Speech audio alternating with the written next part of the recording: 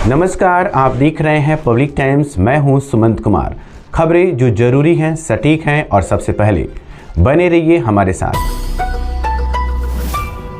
गोपालगंज शहर के बंजारी रोड स्थित एक निजी बैंक के एटीएम परिसर में शुक्रवार सुबह संदिग्ध गतिविधियों की सूचना पर नगर थाना पुलिस ने त्वरित कार्रवाई करते हुए एटीएम कार्ड बदलकर ठगी करने वाले गिरोह के एक सदस्य को गिरफ्तार किया है, जबकि उसका एक साथी पुलिस को चकमा देकर फरार हो गया। स्थानीय लोगों ने एटीएम के पास बार बार घूम रहे दो युवकों की हरकतों को संदिग्ध देखकर पुलिस को सूचना दी। मौके पर पहुंची पुलिस ने छापेमारी कर एक युवक को पकड़ लिया। तलाशी के दौरान उसके पास से 4 एटीएम कार्ड और एक मोबाइल फोन बरामद किया गया। गिरफ्तार आरोपी की पहचान मुजफ्फरपुर जिले के पानापुर थाना क्षेत्र के बड़ा भारती गांव निवासी हेमंत कुमार के रूप में हुई है। प्रारंभिक पूछताछ में सामने आया कि आरोपी एटीएम में कार्ड फंसाकर मदद के बहाने लोगों का कार्ड बदल कर देता था और खातों से रुपए निकाल लेता था। फरार आरोपी की तलाश में छापेमारी जारी है। दरोगा यशवंत कुमार सिंह के बयान पर प्राथमिकी दर्ज कर आरोपी के आपराधिक इतिहास की जांच की जा रही है। जिले के फुलवाड़ी थाना क्षेत्र के माड़ीपुर भोरे मुख्य पथ पर 2 बाइकों की टक्कर में गंभीर रूप से घायल ट्रक चालक की गुरुवार को इलाज के दौरान गोरखपुर में मौत हो गई। मृतक की पहचान पश्चिम चंपारण जिले की पिपरासी थाना क्षेत्र अंतर्गत श्रीपत नगर गांव निवासी छेदी कुशवाहा के 43 वर्षीय पुत्र ओम प्रकाश के रूप में की गई।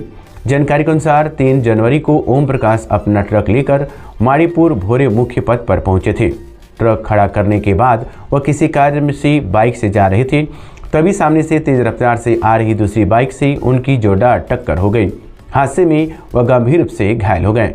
घायल अवस्था में उन्हें स्थानीय रेफरल अस्पताल भर्ती कराया गया, जहां से सदर अस्पताल रेफर किया गया। हालत नाजुक होने पर चिकित्सकों ने गोरखपुर रेफर कर दिया। इलाज के दौरान हादसे के 7 दिन बाद उनकी मौत हो गई। पुलिस ने शव को पोस्टमार्टम के लिए सदर अस्पताल भेज दिया। जिले में पुलिस प्रशासन में बड़ा बदलाव किया गया है। 2015 बैच के आईपीएस अधिकारी विनय तिवारी को गोपालगंज का नया पुलिस अधीक्षक नियुक्त किया गया है। वहीं वर्तमान एसपी अवधेश दीक्षित का तबादला कर उन्हें लखीसराय जिले का पुलिस अधीक्षक बनाया गया है। इस फेरबदल से जिले के पुलिस महकमे में नई कार्यशैली और शक्ति की उम्मीद जताई जा रही है। नवनियुक्त एसपी विनय तिवारी से पहले साइबर अनुसंधान एवं अभियान आर्थिक अपराध इकाई पटना में पुलिस अधीक्षक के पद पर कार्यरत थे। साइबर और आर्थिक अपराधों के क्षेत्र में उन्हें व्यापक अनुभव है। इससे गोपालगंज में साइबर ठगी और संगठित अपराधों पर प्रभावी कार्रवाई की संभावना है। आपको बताते चले कि विनय तिवारी पूर्व में प्रशिक्षण अवधि के दौरान गोपालगंज में एएसपी के रूप में सेवाएं दे चुके हैं, जिससे वे जिले की स्थिति से भली भांति परिचित हैं।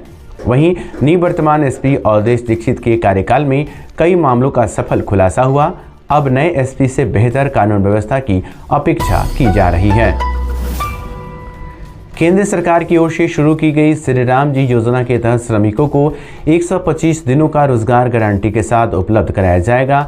ये जानकारी बैकुंठपुर से भाजपा विधायक मिथिलेश तिवारी ने शुक्रवार को सर्किट हाउस में आयोजित प्रेस वार्ता में दी। उन्होंने कहा कि योजना गरीब, मजदूर और जरूरतमंद वर्ग के लिए बेहतर लाभकारी होगा और रोजगार के अवसर बढ़ाने में अहम भूमिका निभाएगी। विधायक ने कहा कि ये योजना राष्ट्रपिता महात्मा गांधी के विचारों से प्रेरित है और हर हाथ को काम देने की दिशा में बड़ा कदम है। उन्होंने विपक्ष पर निशाना साधते हुए कहा कि पूर्ववर्ती सरकारों ने योजनाओं के नाम पर परिवार विशेष पर रखा, जबकि प्रधानमंत्री नरेंद्र मोदी ने अपने नाम पर कोई योजना नहीं चलाई। लैंड फॉर जॉब मामले में लालू प्रसाद यादव पर टिप्पणी करते हुए उन्होंने कहा कि दोषियों को सजा मिलनी चाहिए। प्रेस वार्ता में भाजपा के कई पदाधिकारी मौजूद रहे। नहीं, जिला प्रशासन लगा है और माननीय मुख्यमंत्री जी एक बात के लिए जाने जाते हैं, जो कहते हैं सो करते हैं। चुनाव के पहले वो आए थे, प्रगति यात्रा में जितने स्कीम की उन्होंने घोषणा की थी वो सारा स्कीम सैंक्शन हुआ, टेंडर हुआ और वह उसका काम शुरू हो गया है। तो माननीय मुख्यमंत्री जी उसको देखने आ रहे हैं और साथ ही में जब मुख्यमंत्री जी जिले में आएंगे तो कुछ सौगात जिले को देके जरूर जाएंगे। तो आप सब रहेंगे ही वहाँ। माननीय मुख्यमंत्री जी का स्वागत हम सब लोग करेंगे, आप भी करेंगे। और ये अच्छी बात है कि चंपारण से उनके साथ यात्रा शुरू हो रही है और गोपालगंज भी आने वाले हैं। साथ अभी तिथि नहीं आई है और जिला प्रशासन तैयारी कर रहा है, तिथि आएगा ही आएगा। जिले के हथुआ स्थित उप डाकघर परिसर में इंडियन पोस्ट की ओर से डाक चौपाल का आयोजन किया गया। कार्यक्रम में ग्रामीणों को डाक विभाग की विभिन्न जन कल्याणकारी योजनाओं की जानकारी दी गई और उन्हें योजनाओं से जोड़ने के लिए प्रेरित किया गया। इस अवसर पर अधिकारियों ने बताया कि डाकघर अब केवल पत्र व्यवहार तक सीमित नहीं है, बल्कि बैंकिंग, बीमा और सरकारी योजनाओं का मल्टी सर्विस सेंटर बन चुका है। डाक अधीक्षक अभिषेक कुमार सिंह ने बताया कि आधार सेवाएं, सुकन्या समृद्धि योजना, बचत खाता, PLI, RPLI, प्रधानमंत्री शिक्षा बीमा योजना और पोस्टल जीवन बीमा जैसी सुविधाएं उपलब्ध हैं। ग्रामीणों को घर बैठे लेन देन, आधार अपडेट और बच्चों के नामांकन की जानकारी दी गई। डाक चौपाल में बड़ी संख्या में ग्रामीणों ने भाग लिया और मौके पर ही नए खाते खोले गए। देखिए, हथुआ में डाक चौपाल का आयोजन किया गया है। मुख्य उद्देश्य इसका है कि समय समय पे डाक निदेशालय के द्वारा हम लोगों को लक्ष्य दिया जाता है कि कुछ ये मतलब जैसे सेविंग बैंक्स के कुछ अकाउंट्स हैं, SB, RD, TD, Sukanya Samriddhi योजना का अकाउंट है, या ग्रामीण क्षेत्रों में लोगों को अधिकाधिक इंश्योर करना है।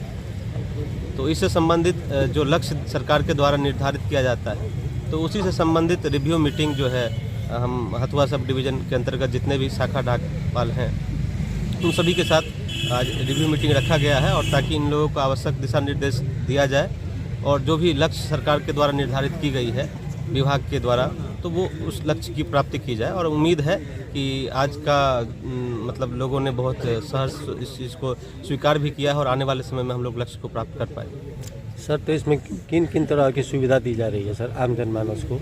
जी, जैसे कि सरकार की जो मतलब महत्वाकांक्षी योजनाओं में से एक रही है सुकन्या समृद्धि योजना, जिसमें 1 से 10 साल तक के बच्चियों को मतलब बहुत ही आकर्षक ब्याज दर सरकार देती है और उनका भविष्य भी सुनिश्चित उसमें किया जाता है, तो उस पर विशेष ध्यान दिया गया है। ग्रामीण क्षेत्रों में जो कि हम लोग बराबर देखते आए हैं कि जो राष्ट्रीय औसत है इंश्योर होने का, मतलब बीमा से लोगों का, तो वो बहुत ही कम है। तो उस औसत को भी कैसे प्राप्त किया जाए, हर गांव में हमारे ग्रामीण डाक सेवकों को टारगेट दिया गया है कि कम से कम प्रत्येक घर में एक बीमा सुनिश्चित करें।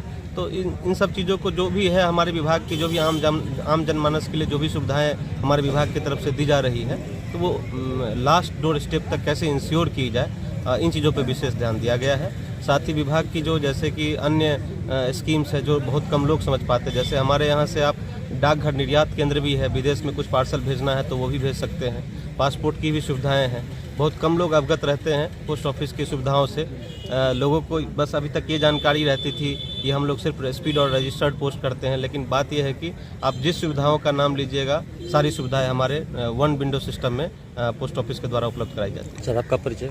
मेरा नाम अभिषेक कुमार सिंह है, डाक अधीक्षक सेवा। बैकुंठपुर थाना कांड संख्या 130-23 में पोक्सो एक्ट से जुड़े मामले में न्यायालय ने 2 अभियुक्तों को दोषी ठहराते हुए कड़ी सजा सुनाई है। खैरा आजम गांव निवासी राधेश्याम कुमार और ब्रह्मपुर गांव निवासी सोनू कुमार को 20-20 वर्षों का सश्रम कारावास एवं 50-50 हज़ार रुपये का अर्थदंड की सजा दी गई है। इसके साथ ही अन्य आरोपों में भी दोनों अभियुक्तों को अलग अलग अवधि की सजा और जुर्माना लगाया गया। न्यायालय ने स्पष्ट किया कि सभी सजाएं एक साथ चलेंगी तथा विचारण के दौरान जेल में बिताई गई अवधि को सजा की अवधि में समायोजित किया जाएगा। इस मामले में पीड़िता को न्याय दिलाने में अभियोजन पक्ष की महत्वपूर्ण भूमिका रही। निर्णय के बाद मामले को कानून व्यवस्था के लिहाज से अहम माना जा रहा है। उत्पाद पुलिस ने बड़ी कार्रवाई करते हुए 634 पीस देसी शराब के साथ एक तस्कर को गिरफ्तार किया है। ये कार्रवाई कुचायकोट ओवरब्रिज के नीचे भाटवा मोड़ के समीप की गई। जांच के दौरान एक ई-रिक्शा को रोका गया जिसमें तहखाना बनाकर शराब की तस्करी की जा रही थी। तलाशी में ई-रिक्शा से भारी मात्रा में देसी शराब बरामद की गई, जबकि वाहन को भी जब्त कर लिया गया। गिरफ्तार आरोपी की पहचान उत्तर प्रदेश के कुशीनगर जिले के तरिया सुजान निवासी प्रभु यादव के रूप में हुई है। उत्पाद पुलिस ने आरोपी को हिरासत में लेकर आगे की कानूनी कार्रवाई शुरू कर दी है। माझागर प्रखंड अंतर्गत 20 पंचायतों में पंचायत भवन और गांव में लग रहे फार्मर आईडी शिविरों की जांच अंचलाधिकारी मुन्ना कुमार ने की। अंचलाधिकारी ने शेखपरसा पंचायत के मिसरवलिया, शेखपरसा और घमंडीपुर गांव पहुंचकर KYC प्रक्रिया का जायजा लिया। जांच के दौरान कृषि विभाग और राजस्व विभाग के कर्मचारी विभागीय निर्देश के अनुसार जमाबंदी धारक किसानों का KYC कर फार्मर आईडी बना रहे थे। अधिकारियों ने बताया कि जिन किसानों का फार्मर आईडी बनेगा उन्हें ही आगे सरकारी योजनाओं का लाभ मिलेगा। इसको लेकर किसानों ने चिंता जताई। किसानों का कहना है कि कई जमाबंदी दादा परदादा के नाम से चल रही है, जिनकी मृत्यु हो चुकी है और अब तक नामांतरण नहीं हुआ है। किसानों ने मांग की है कि पहले जमाबंदी सुधार और बंटवारे का कार्य पूरा कराया जाए, उसके बाद फार्मर आईडी बनाई जाए ताकि कोई किसान सरकारी लाभ से वंचित न रहे। जिला पदाधिकारी पवन कुमार सिन्हा के निर्देश पर समराली सभा कक्ष में जनता दरबार का आयोजन किया गया। जनता दरबार की अध्यक्षता अपर समाहर्ता रायश्री पांडे ने की। इस दौरान आम नागरिकों को समस्याओं से गंभीरता से सुना गया। जनता दरबार में भूमि विवाद, कॉलोनी विवाद तथा शिक्षा विभाग से जुड़े मामलों की सुनवाई हुई। विभिन्न प्रखंडों से आए आवेदकों ने अपनी समस्याएं अधिकारियों के समक्ष रखी। अपर समाहर्ता ने संबंधित अंचलाधिकारी और विभागीय पदाधिकारियों को मामलों की जांच कर शीघ्र निष्पादन का निर्देश दिया। उन्होंने कहा कि जनता दरबार का उद्देश्य आम लोगों की समस्याओं का समयबद्ध और पारदर्शी समाधान सुनिश्चित करना है।